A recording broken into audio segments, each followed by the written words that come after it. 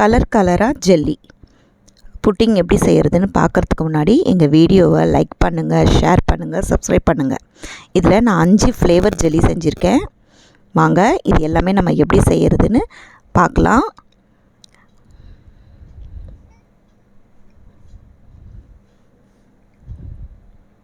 நல்லா சாஃப்டாக வரும்.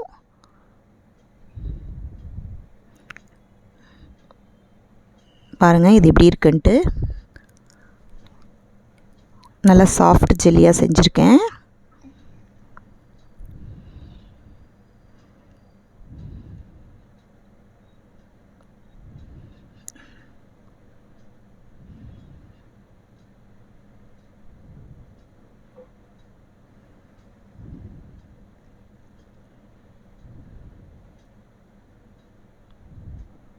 இப்போ நம்ம வீடியோக்குள்ளே போகலாம்.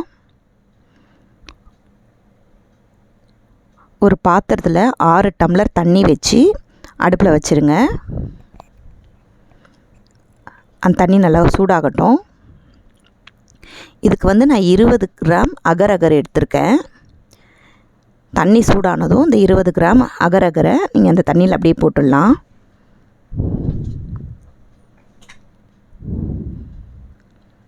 அதை போட்டு நல்லா கலந்து விட்டுருங்க. அது நல்லா கொதிக்கட்டும்.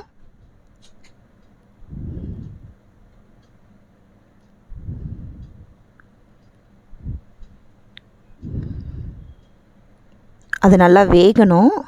அது வெந்து நல்லா தண்ணியோடு அது சேர்ந்து கரைஞ்சிரும். நான் மொத்தமாக ஒரே வாட்டி இதை செஞ்சிடுறேன். செஞ்சுட்டு நம்ம ஒவ்வொரு ஃப்ளேவராக நம்ம ரெடி பண்ணிக்கலாம். நீங்கள் தனித்தனியாக ஒவ்வொரு ஃப்ளேவருக்கும் செய்யணுன்னு அவசியம் இல்லை.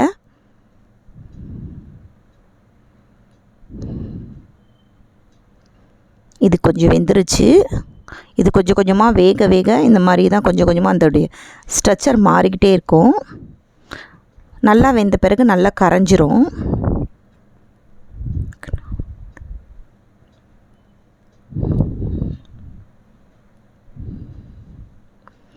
இப்போ நல்லா அது கரைஞ்சிருச்சு.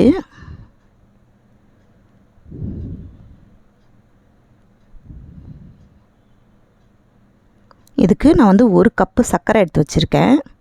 அந்த சர்க்கரை இதில் போட்டுருங்க.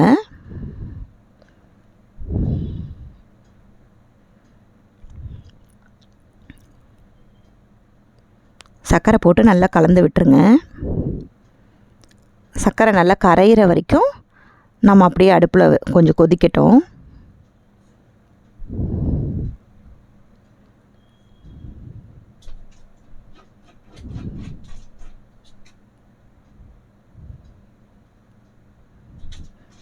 அது நல்லா கரைஞ்சி ரெடி ஆகிட்டுருக்கு.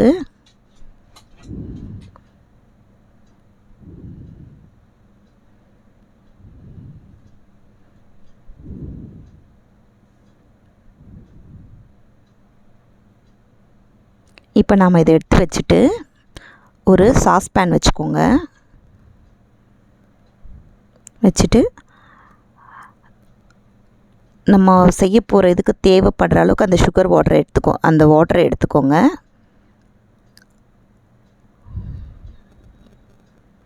இது ஃபஸ்ட்டு நம்ம தேங்காய் பால் புட்டிங் செய்ய போகிறோம். அதுக்கு 1 டம்ளர் திக்கான தேங்காய் பால் எடுத்துக்கோங்க. இதில் போட்டுட்டு இது கொதிக்கக்கூடாது. ரொம்ப நேரம் கொதிச்சிருச்சுன்னா உங்களுக்கு தேங்காய் திரிஞ்சிரும். கொஞ்ச நேரம் லைட்டாக அது கொஞ்சம் சூடாகிட்டு லைட்டாக அந்த இதோடு நல்லா ஃபுல்லாக மிக்ஸ் ஆகணும். நல்லா கலக்கணும். நம்ம முட்டைலாம் நல்லா எப்படி நம்ம நல்லா கலக்குவோமோ அந்த மாதிரி நல்லா கலந்துருங்க.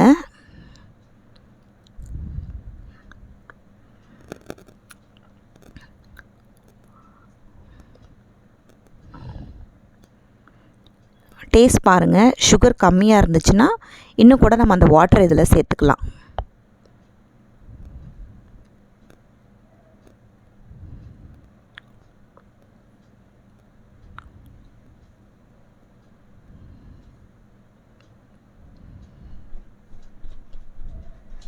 அதை ஊற்றிட்டு நல்லா மறுபடியும் நல்லா கலந்துருங்க.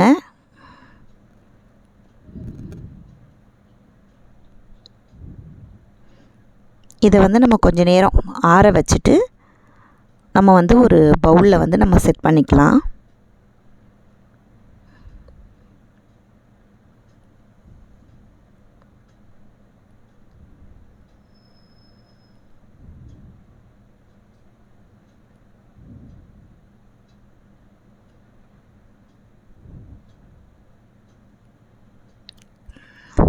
இது ஒரு பவுல்லையே உள்ள ஒரு பிளேட்டில் எது உங்ககிட்ட இருக்கோ அதில் ஊற்றி நம்ம ஃப்யூசரில் வைக்கணும். நட்ஸ் வேணுன்னா நீங்கள் இது டைமில் போட்டுடுங்க. நான் கொஞ்சம் லேசாக நட்ஸ் போடுறேன், கொஞ்சம் பார்க்க நல்லாயிருக்கும், சாப்பிடும்போதும் நல்லாயிருக்கும். இதை ஒரு 3 மணி நேரம் நம்ம வந்து ஃப்யூசரில் வச்சு எடுத்துடணும். இப்போது இதே சாஸ்பேன்லேயே நம்ம மேங்கோக்கான இதுவும் செஞ்சிடலாம். இது நம்ம வாஷ் பண்ணணுன்னு அவசியம் இல்லை. இதே மாதிரியே அந்த வாட்டர் போட்டுட்டு நான் வந்து 2 மாம்பழம் எடுத்திருக்கேன். 2 மாம்பழத்தை நல்லா கட் பண்ணி அதோடைய பேஸ்ட் மட்டும் நம்ம மிக்சியில் போட்டு நல்லா அடித்து வச்சுக்கணும். இது ஒரு கப் வந்துச்சு. இதை வந்து அந்த வாட்டரில் போட்டுடணும். நம்ம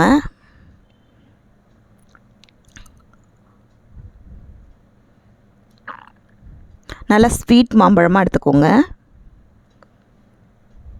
போட்டு நல்லா கலந்துருங்க. நல்லா அது கரையணும், அந்த வாட்டரோடு அது நல்லா கரையணும். நல்லா கலக்கி விடுங்க.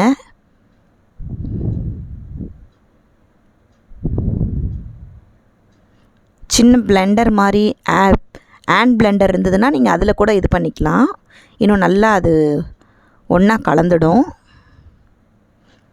டேஸ்ட் பார்த்துக்கோங்க. சுகர் கம்மியாக இருந்துச்சுன்னா லைட்டாக சுகர் போட்டுக்கோங்க.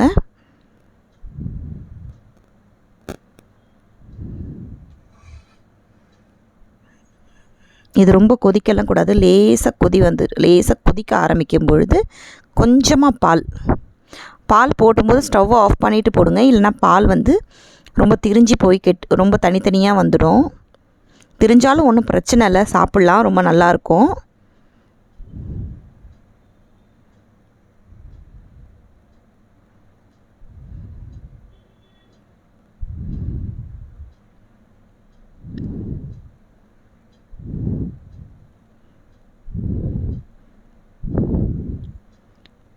இப்போ இது ரெடி ஆயிடுச்சு. இதை நம்ம வந்து ஒரு பவுலில் ஊற்றி வச்சிடலாம்.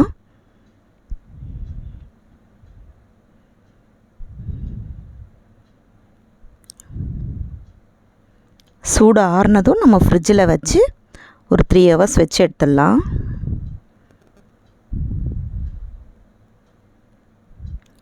இதில் வேணாலும் நீங்கள் நட்ஸோ வேறு ஏதாவது மாம்பழமே குட்டி குட்டியாக கட் பண்ணி கூட போடலாம், ரொம்ப நல்லாயிருக்கும். இது வந்து ரோஸ் வாட்டரில் பண்ணுறோம். ரோஸ் மில்க்கு ஊற்றுறோம் இல்லைங்களா, அந்த எசன்ஸே இதுக்கு போதும். இதுக்காக நீங்கள் தனியாக வந்து எசன்ஸ் வாங்க வேண்டியதில்லை. நம்ம ரோஸ் சிரப் வந்து ஒரு 3 ஸ்பூன் ஒரு பவுலில் போட்டுட்டு அதில் நம்ம இந்த வாட்டர் போட்டாலே ரோஸ் கலர் ஜெல்லி வந்துடும்.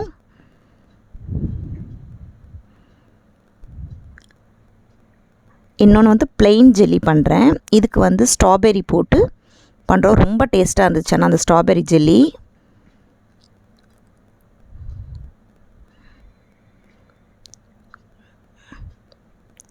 இதெல்லாம் ஆப்ஷனல் தான். சப்ஜா சீட் நீங்கள் இஷ்டம் இருந்தால் போடலாம், இல்லைனாலும் தேவையில்லை. நான் பார்க்க நல்லா இருக்குன்றதுக்காக போட்டேன். ஆனால் ரொம்ப டேஸ்ட்டுமே ரொம்ப நல்லா இருந்துச்சு.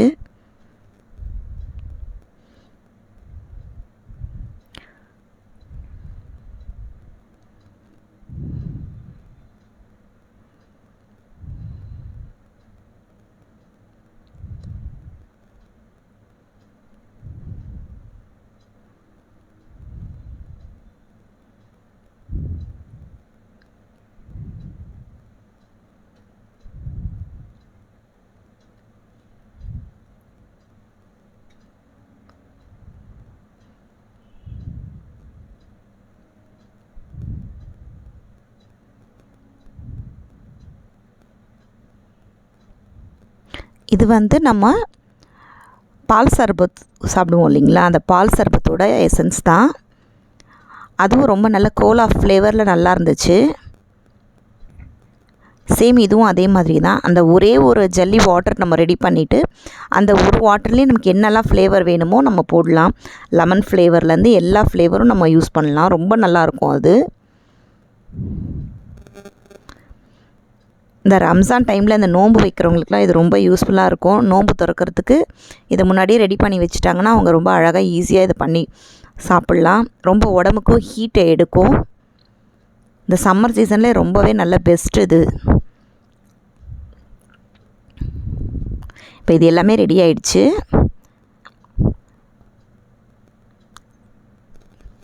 இது எல்லாமே நம்ம ஃப்யூசரில் செட் பண்ணிடணும். ஒரு 3 மணி நேரம் வச்சு எடுத்துடலாம்.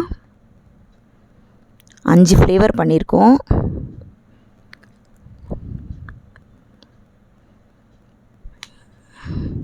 பாருங்கள், 3 மணி நேரத்துக்கு அப்புறம் இது எல்லாமே எடுத்திருக்கேன். இதுதான் தேங்காவோடது. அது அழகாக எவ்வளோ அழகாக 2 கலரில் வந்திருக்கு பாருங்கள். இதுவும் நல்லா சூப்பராக இருந்தது. எல்லாமே நல்லா சாஃப்டாக செம்ம டேஸ்ட்டாக இருந்துச்சு.